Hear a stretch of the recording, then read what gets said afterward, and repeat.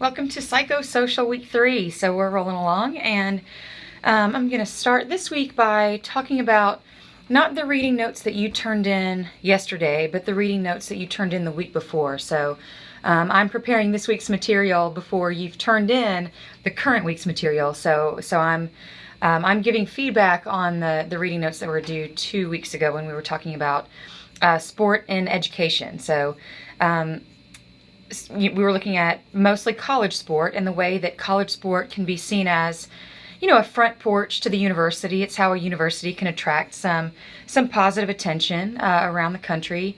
And so that's a positive thing, and maybe it embodies some of the mission and spirit of the university, and it gives some students a very special learning experience. On the other hand, if an athletic department isn't profitable, if it's deficit producing rather than revenue producing, it can serve as a drain on other resources in the school as well, or create some opportunity costs where if resources are going towards athletics, then maybe they're not going somewhere else where they're needed. So in those discussion questions, you were asked to find articles regarding how winning and postseason appearances affected some university metrics, such as the number of applicants that applied to go to school there, and the academic quality of those applicants and the diversity of those applicants. And I asked you to give me what the Getz and Siegfried article found when they measured some of those specific effects of athletic success or postseason appearances on measurable metrics such as application rates, academic quality of applicants, and diversity of those applicants. So then in the second question, you were asked about the concept of opportunity cost that the article mentioned.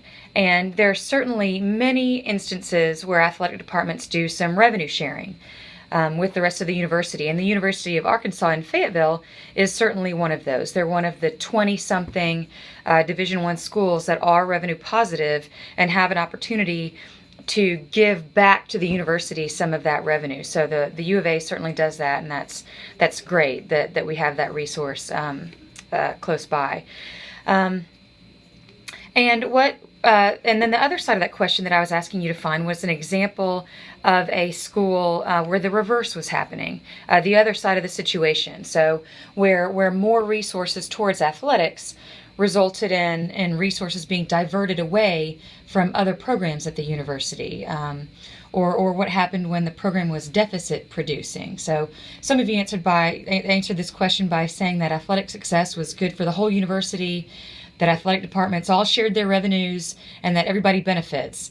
And that's not what I was asking. That was kind of an oversimplified answer. So I found an article in USA Today about how Washington State University racked up a little bit of a deficit, or a big deficit, in its athletic departments trying to fund some facilities, and the rest of the university was having to take measures to help balance that deficit, including raising some student fees. So I posted that below for you to look at. So that was an example of the flip side of the revenue production or the revenue sharing. That was an example of the opportunity cost maybe being a deficit that then students had to kind of fork it over and fund it. And then there were some examples in the course material that week that also gave some examples of the roof in the music building at Ohio University was leaking, and it was kind of hard for some of the university people to take and some students to look at. Why do they have to go to school in a leaky building while some of that money was going towards athletics? So looking at kind of both sides of the issue of college athletics becoming kind of an ever increasing investment and expense on college campuses. So that's kind of a little debrief on your reading notes, and I think I did that in one of your messages as well last week. So going into what we're looking for this week, I think it's a super interesting topic, and that is sports and politics. So politics is it's a situation in constant turmoil in the United States these days, and sometimes I wonder if and how things are going to kind of normalize and calm down. And And sports are certainly front and center. Sports, it's definitely one arena where we can kind of see some of the smaller issues going on in our political world. In the last few years, we've seen one issue in particular kind of blow up, and we're still embroiled in a little bit of a national debate about whether the freedom of expression of either support or protest of the government is acceptable while an athlete is on the field in uniform. And I think that the national debate is one of the first things that pops into our minds when we think about how sports and politics interact. That's in the last couple of years, that's been one of the first things that people kind of think about when you think sports and politics, are things like the protests that are becoming that there are a very visible way maybe to express some protest, both in schools and in the pros. So a couple more examples of some current issues that are political in nature or have our local and national politicians kind of trying to bring these issues to the forefront, or trying to kind of make them their champion issues. And so one of the articles, and so further down in this section right below this video, I'm going to post these articles, and these are just kind of for your interest. I just want to show you some things that are kind of up to date and current event going on that also have kind of some political context. So one of the articles I attached was a debate about some recent changes to tax legislation that took away the deductibility of donations to athletic departments. So, if you write a check to your local athletic department, you can no longer deduct that on your taxes. You can't use that as a tax deduction anymore. And so this is something that athletic directors will be looking at as they go forward in looking at their budgets. Is that new law, is that going to affect the ability or the willingness of people to donate to athletic departments? Another recent arena of political action going on is with the college sports pay-to-play issue. So the state of California recently passed some legislation that permits college athletes within the state of California to hire agents and be paid for endorsements. And that's supposed to go into effect in 2023. We'll see what happens with it. We'll see if it kind of holds up and how the NCAA reacts to it. But I posted that for you below as well.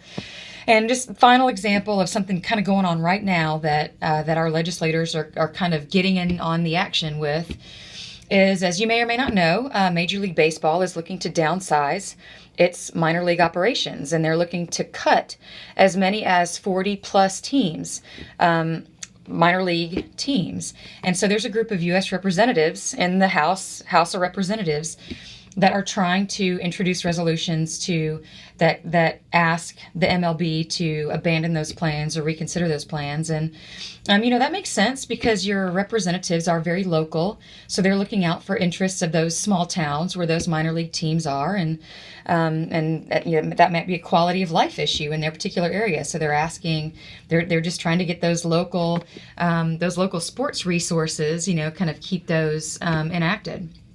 So, anywho, like I said, just some current stuff that's going on with various laws that are being passed, and I posted them for you below. And I think one of the simplest forms of politics and sport are laws that are passed, that's politics, about sport. So, I've also got an article for you about how some people say sports and politics shouldn't mix, but I've just illustrated that they kind of have to.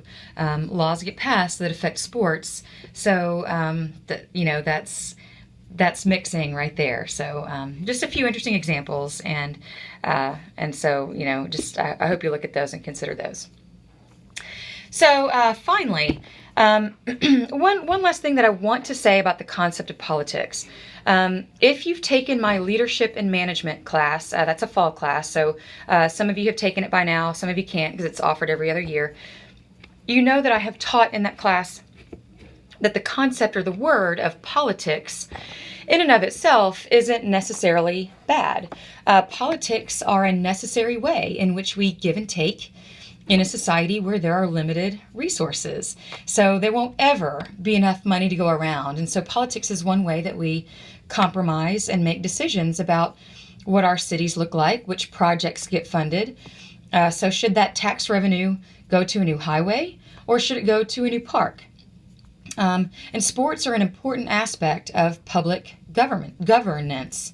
That is, sports are recognized as an important way in which citizens stay happy, healthy, and productive. The Arkansas Department of Parks and Tourism owns and manages War Memorial Stadium. So that's another example of the interaction of politics and sports, is that our state government entity owns War Memorial. So politics aren't inherently bad. They're a way that we decide what projects move forward, how to make our citizens happy and healthy, how to best represent those interests. So our government looks out for our sports and fitness and recreation interests in the form of things like parks and War Memorial Stadium, for example. So, and I'm not shy when in advertising my support for political candidates that claim to make sports and fitness and recreation a priority. I think that's an important aspect of public life.